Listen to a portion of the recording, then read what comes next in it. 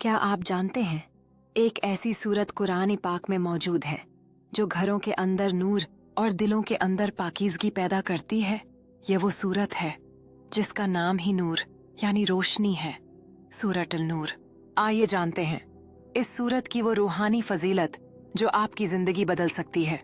सूरत अल-नूर कुरान पाक की 24वें सूरत है। अल्लाह ताला ने इस सूरत में पाकीज़गी, ईमान और माशरती निज़ाम के असूल बयान किए हैं। ये सूरत हमें सिखाती है कि ईमान सिर्फ नमाज व रोज़ा नहीं बल्कि किरदार की पाकीज़गी का नाम है। नबी ने फरमाया, जो शख्स सूरत अल-नूर की तिलावत करे, अल्लाह ताला इसके दिल व घर को नूर से मनूर कर देता है।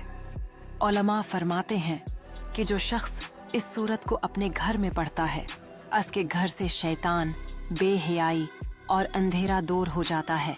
यह सूरत ख़ास तौर पर अफ़त व पाकदामनी सिखाती है और हमें याद दिलाती है कि ईमानदार माशरा वही है जो नूर से भरा हो।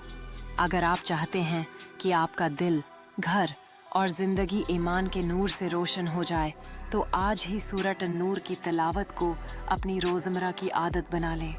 आज वीडियो को शेयर करें ताकि दूसरों के घरों में भी नूर फैल जाए। सूरा नूर कुरान की तालीम था।